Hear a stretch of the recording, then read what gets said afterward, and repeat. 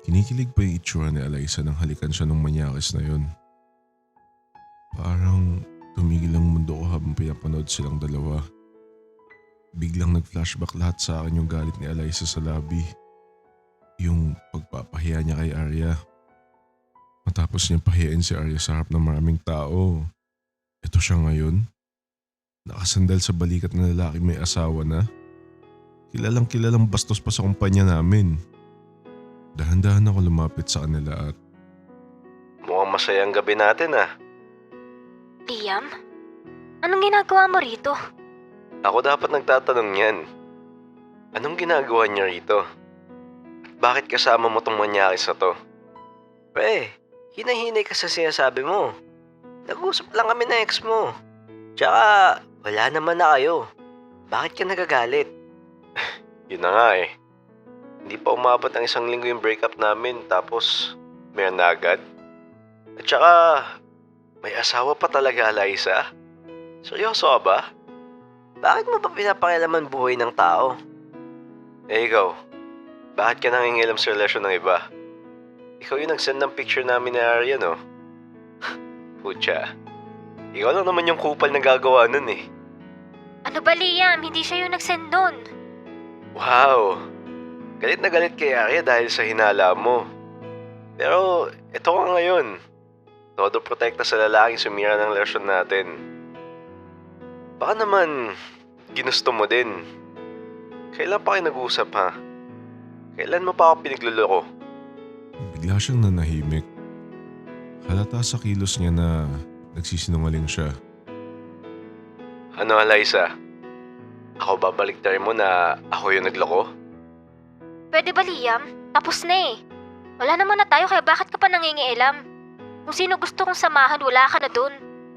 Wala na akong pakialam sa'yo, Eliza. Ngayon gets ko na kung bakit pinahiya mo si Arya sa lobby. Para ikaw yung maging mukhang biktima at pagtakpan mo yung panloloko mo. Galing mo din eh, no? Kala ko, kilala na kita. Pero sa loob ng 2 taon na relasyon natin, ngayon ko lang na-realize na ang galing mo palang magpanggap. Kala ko, iba ka sa lahat. Pero, parehas lang pala kayo niyang lalaki mo. Pareho silang nanahimik. Hindi nakapagsalita si Eliza. Lalo niyang pinatunayan na tama yung hinala ko. Noon pa lang pala, niloloko niya na ako.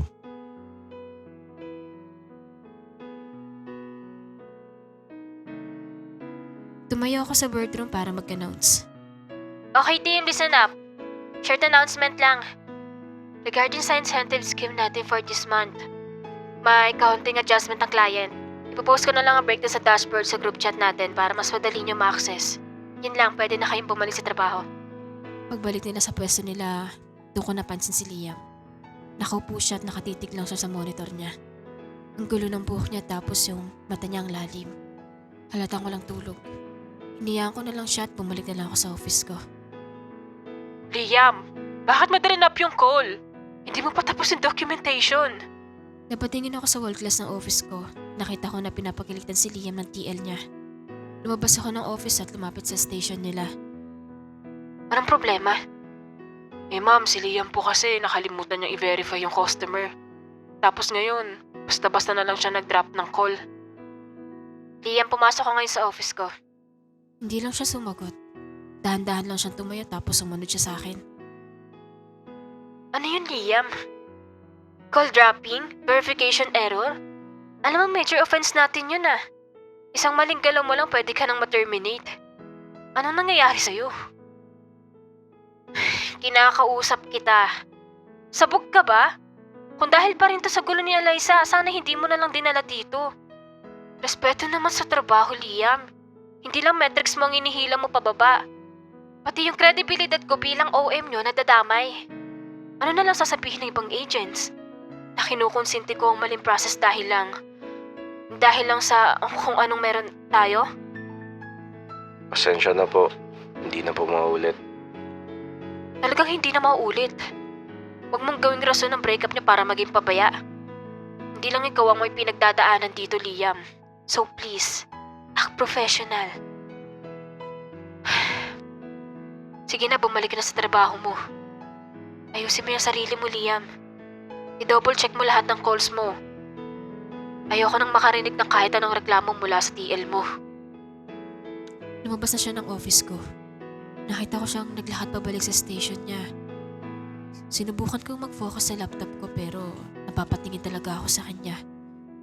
Nakita ko siyang kumuha ng isang pirasong papel tapos may isusulat siya dun. Pero nilulukot niya din kaagad yun tapos tinatapon sa trash can sa ilalim ng table niya. Kinabukasan akala ko magiging maayos ng lahat.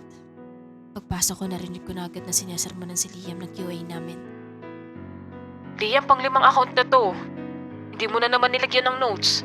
Tapos maling department ang tinatransferan mo. Ano ba nangyayari sa'yo? Auto-fail na tong mga calls mo. Ano nangyayari? Ma'am, si Liam po. Hindi ko na alam kung sinasadya niya o ano. Pero lahat ng basic protocols natin nakakalimutan niya. Sayang ang scores ng team natin, ma'am. Bagsak na ang performance natin dahil sa mga calls niya ngayong shift. Liam, nag-usap na tayo about dito, di ba? Sabi mo hindi na mauulit. Anong tawag mo dito? Liam, kinakausap kita. Pasensya na po talaga, ma'am. Pasensya? Hindi mababayaran ng pasensya ang record ng team na sinisira mo. Hindi sapat ang pasensya para ayusin tong mga maling process mo. Sabi mo kahapon magiging professional ka. Pero nasaan? Isang araw pa lang lumilipas, ganito na naman. Pagtapos ko siyang pagsabihan, pumasok ako sa office ko para sana mag-focus sa reports. Pero hindi pa tumatagal. Nakita ko si Liam sa glass window na pinapatawag ng HR. Nakita ko siyang pumasok sa kabilang pinto. Dahil manipis lang pader ng pagitan ng office ko at ng HR, hindi ko sinasadyang marinig ang usapan nila. Liam, tinignan namin ang mga records mo nitong mga nakarang araw. Sunod-sunod ang pagkakamali mo. Maling proseso, hindi mo tinatapos ang documentation, at marami pang iba. At dahil dyan, wala na kaming ibang magagawa kundi tigil na ang kontrata mo simula ngayon. Tanggal ka na sa trabaho.